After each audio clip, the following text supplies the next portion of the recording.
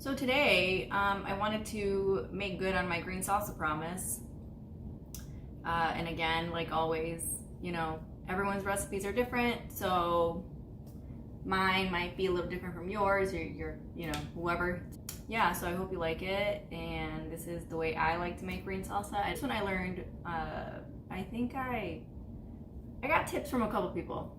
I kind of pieced together everybody's recipes, and they're basically all the same, right? Like tomatillos, jalapeños or serranos, cilantro, cebolla, ajo, y sal, so some salt. So just after, seeing how everybody does it, and I know that some add more of this or more of that, I kind of finally found something that makes me happy and something that I felt was a good combination. And hopefully you like my green salsa. I like it. It's popular around this house. We only eat green salsa in this house. I don't ever make red salsa. We're just not huge fans. I'm gonna make one eventually. Okay, here is what we are working with. So, we have our jalapeños, tomatillos, onion, garlic, and cilantro in the fridge. I'll get it in a second. I want to start off first with cutting up our onion. We only need about a fourth, so I want to quickly take off the outer peel. And as you can tell, I've already taken off the husks from the tomatillos. I've already taken off the husks, and I've washed them so they're not sticky anymore, because when you take off the husks, they're like tacky. There's like a little bit of stickiness to them. You want to go ahead and wash all of that off. I washed my jalapeños. I've also peeled my garlic. So that's ready to go. And we're going to have two. One is to boil with your jalapeños and tomatillos. And the other one, I'm only going to use like a little bit of it. And I'm going to put it in fresh when we blend our salsa. So you'll see that in a second. We also want to make sure whoops, yeah, it's a big chunk. That's okay. Don't worry about it. You can also do this after you boil it. I just don't like doing it when it's hot. Go ahead and put these in your pot. And we're going to put some water in this. Fill with enough water so that when you push them down, they are completely submerged. There we are. I'm going to bring that over to the stove.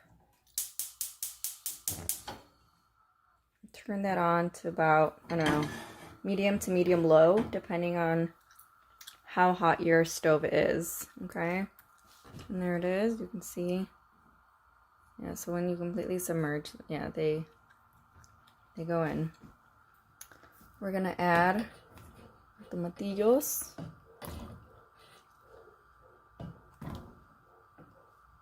Right? And our onion. And our garlic. And then we're just going to cover that. And let that go until it starts to boil, and then bring that down to like a simmer. And then, I don't know if you, obviously you can see this. You see how green these tomatillos are? They're very green, they're like a bright green.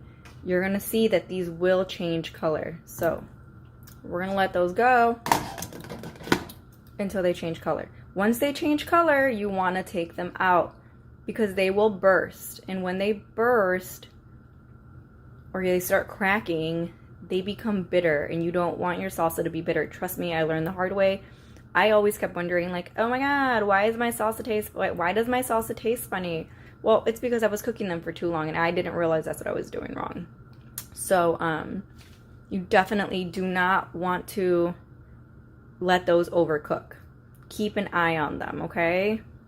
Close eye. All right, here we go.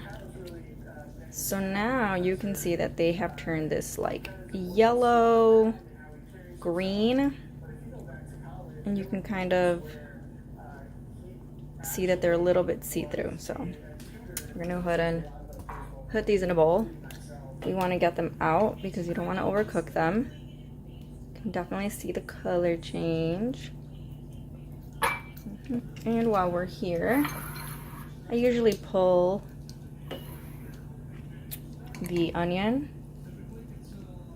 so it doesn't overcook, and the garlic. And just let it hang out until these guys are ready, which they're not. All right, so now we're gonna add our jalapenos, cebolla, whoops, and tomatillos, your cooked garlic. Okay, and from our other fresh garlic, we're only adding like a bit, just a small, tiny piece, not the whole thing, not a huge chunk, just a small bit of fresh garlic. And then we're gonna add some of the same water that we cooked the jalapenos in.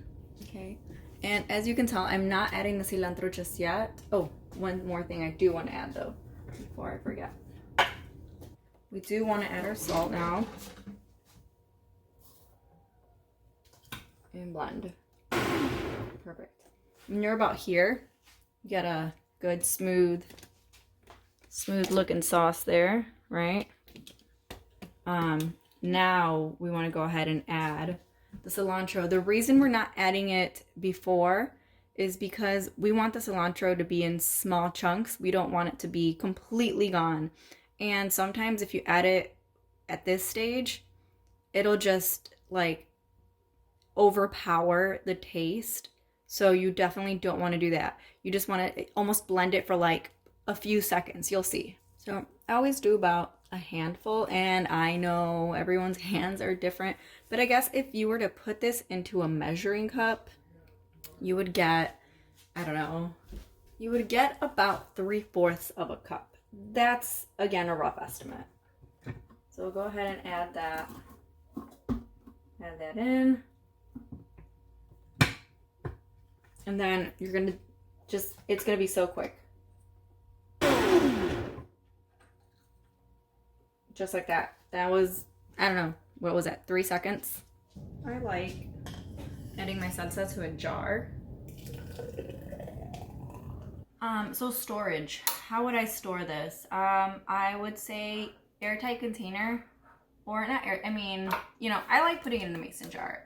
It's convenient to put it in a mason jar. Lid closes up pretty tight, which is nice, and it keeps it fresh for longer. It lasts anywhere from like week to week and a half, 10 days I would say. But if you're the kind of person that doesn't keep anything in the refrigerator for more than 5, that's cool. Just get rid of it on garbage day. It's not a big deal.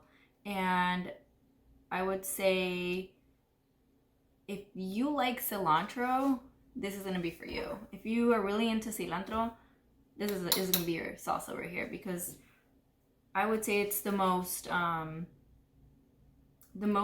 that I've made that has the most cilantro flavor. And there are other types of salsa that I like to make.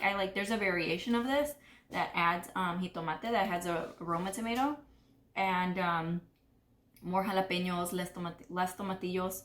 I really like that one. It has a little bit of a different taste. It's a little more spicy. It's a little more dark due to the red tomato. Maybe I'll do that one next, or I'll do that one another time.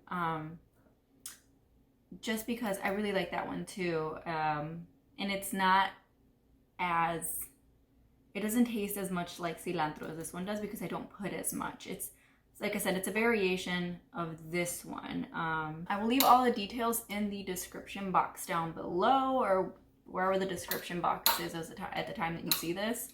All the details are on the site, or on the website, which has all of my recipes. Let me know if there's anything that you want to see, if there's anything you want me to make. Actually, go on the site, check it out. Check out the site, check out the recipes. Let me know if there's anything on there that you want to see me make on the channel, that maybe I haven't made yet. There's not a whole lot going on right now, but you know, as time passes, there will be more. So let me know in the comments down below what you would like me to make, or just let me know what your favorite food is. I'm curious to know. Don't forget to give this video a thumbs up, give it a like if you liked it, if you like salsa verde. But And don't forget to subscribe, would really help out. Be my friend. I'm a terrible friend. Don't be my friend. I'm actually a terrible friend. But yeah, so I hope you like this. I hope you enjoyed it. Thanks so much for being here. And share with your friends if you'd like. If you don't, that's okay too. You don't have to share. It's up to you. So, all right. Well, I hope you have a good day and or evening. And hopefully you'll come back for more. So I want to say that I'll see you in the next one. Bye.